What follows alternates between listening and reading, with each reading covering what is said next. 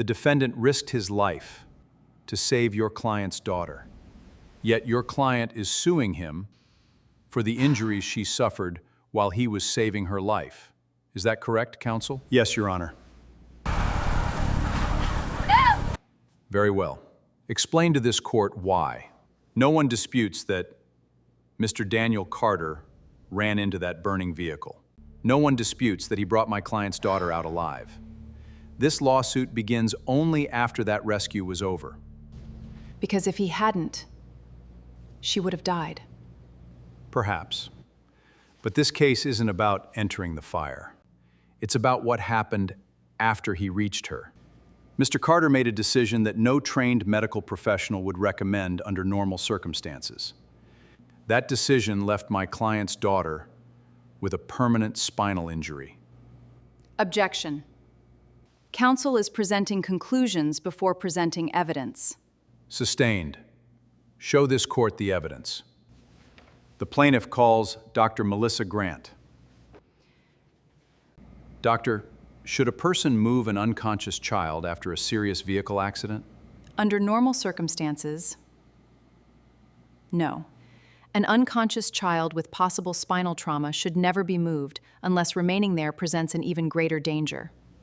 Doctor, would your answer remain the same if the vehicle was actively burning? That depends. Your Honor, the defense requests permission to play highway traffic footage. Granted.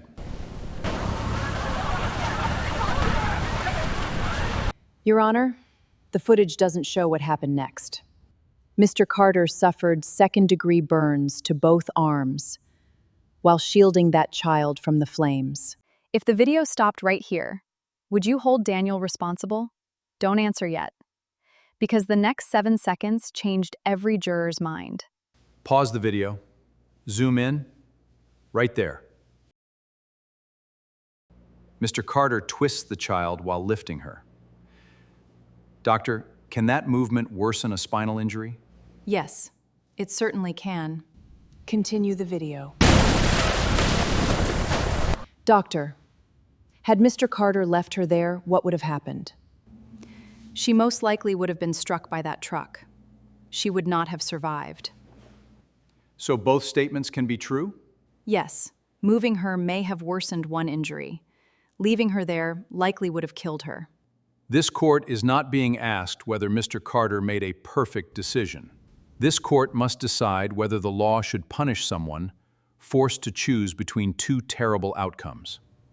After reviewing the evidence, this court cannot erase the injuries this child suffered, nor can it ignore the fact that she is alive because the defendant acted when others could not.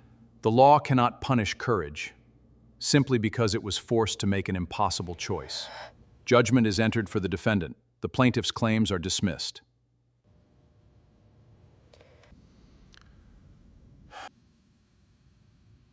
The law cannot punish courage simply because it was forced to make an impossible choice. Sometimes the right decision still leaves painful consequences.